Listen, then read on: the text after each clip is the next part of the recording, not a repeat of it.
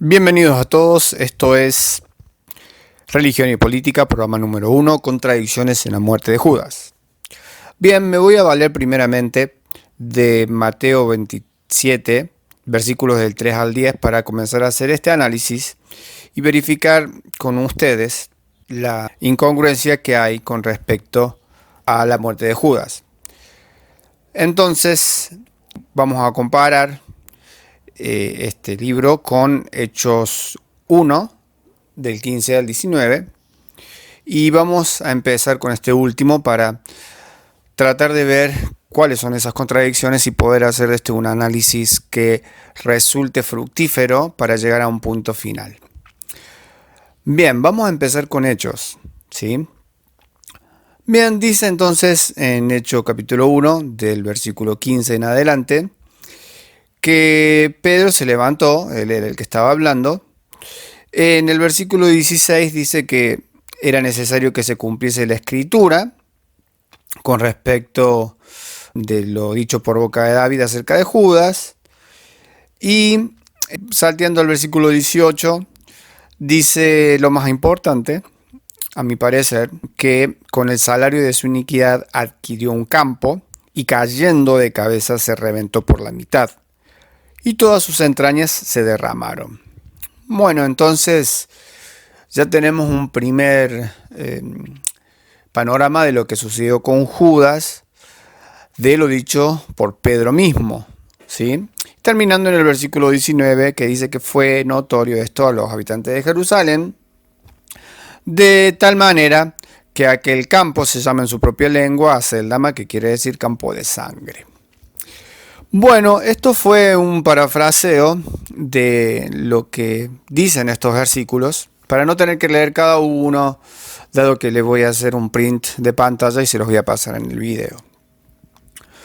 Pero ya tenemos una conclusión que es básica y directa sobre la muerte de Judas, que sucede luego de haber comprado un campo. Entonces esto nos lleva a pensar que el salario, como dice, o el dinero que recibió y después de haber entregado a Jesucristo fue un monto seguramente considerable, porque meditando tal vez, si hubiera sido un monto menor, podría haber sido el versículo que indicare que compró una porción de tierra o que compró una cabaña, una propiedad o un lugar de aposento, por ejemplo. Pero no se nombra ninguno de estas palabras, sino que directamente se dice que compró un campo. En mi consideración, esto puede o me conduce a llevar que fue un monto de dinero considerable. Bueno, entonces ya tenemos una primera información de lo que pasó con Judas, ¿cierto? Que tal vez es menos conocida con respecto a su muerte ahorcándose. Pero bueno, entonces ya acá sacamos nuestra primera conclusión de lo que dijo Pedro y seguramente difiere de la creencia popular o de lo que la mayoría tiene en consideración de que fue lo que pasó con Judas. Bueno, también alguna otra cosa que podemos leer entre líneas es que cuando él, después de comprarse un campo tropieza y se revienta por la mitad. Entonces, leyendo entre líneas, como decía, esto nos dice que su muerte puede haber sido un designio de Dios directamente, ¿sí? Porque, bueno, como sabrán, nadie se tropieza y se abre por la mitad. Ciertamente es algo que nos lleva a decir lo que puede haber sucedido, no lo dice implícitamente, pero como que está entre líneas. Y más cruel es el relato cuando dice que sus entrañas se derramaron. Esto marca para mí un final que se lo quiso dejar plasmado con respecto a alguien que hace tal hecho de iniquidad, de falta de piedad, de traición con respecto a Judas, ciertamente. Bueno, entonces También otra cosa que podríamos inferir de acá es que Judas no se arrepintió. Si él fue y se compró un campo y hizo todo esto luego de haber pasado los días de la crucifixión, realmente su arrepentimiento o su remordimiento, la verdad que se puede decir que fue poco o fue nulo o se le olvidó rápido. Entonces esto lo deja como un ser humano bastante vil y cruel, ¿cierto? Y esto es tal vez un aspecto que no se habla tanto de Judas, dado que esta es una versión secundaria tal vez menos conocida, menos leída, tal vez para los que somos más, los que estamos un poco más familiarizados con la Biblia y nos planteamos esta duda, o estas dudas que saben surgir, nos pongamos a pensar un poco de por qué esta versión difiere tanto de la más conocida, dado que nos hace pensar que Judas fue realmente una persona vil, cruel, sin remordimientos, y que la verdad demuestra una vez más lo poco ser humano que puede ser una persona y lo cruel que puede llegar a ser, sin sentir incluso arrepentimiento por la traición al mismo Hijo de Dios, después de haber estado al lado de él viendo cosas que ninguna otra persona presenció en toda la historia de la humanidad, básicamente, el poder haber sido parte de la prédica y la vida de Jesucristo.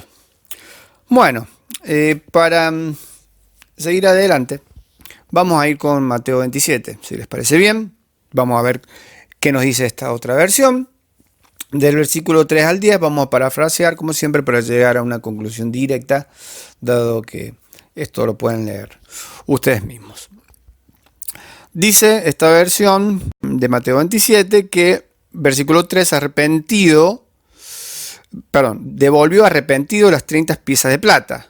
Ya el versículo 3 nos hace una diferencia con la versión anterior, ¿cierto? Ya dice que arrepentido se le da, digamos, un carácter de que él sintió todo este pesar y esta culpa por lo que había hecho. Entonces, primeramente, el versículo nos trata de conducir ahí. Bien, y es más, sigue un poco en el versículo 4 diciendo: yo he pecado entregando sangre inocente. Dice porque fue su arrepentimiento, directamente por haber traicionado a Jesucristo. ¿Qué pasa con los principales sacerdotes? Dicen que nos importa allá tú. O sea, básicamente, en este acto de remordimiento, los principales sacerdotes directamente no les importa absolutamente nada de este pesar de Judas. Entonces, como a los sacerdotes no les interesa ni su arrepentimiento ni su dinero, ¿qué pasa seguidamente? Versículo 5, arrojando las piezas de plata en el templo, salió, fue y se ahorcó, y esta es la versión y lo más divulgado, conocido de Judas. Bueno, entonces, después de este arrepentimiento y no encontrar quién dejarle este precio de 30 piezas de plata, fue y se ahorca.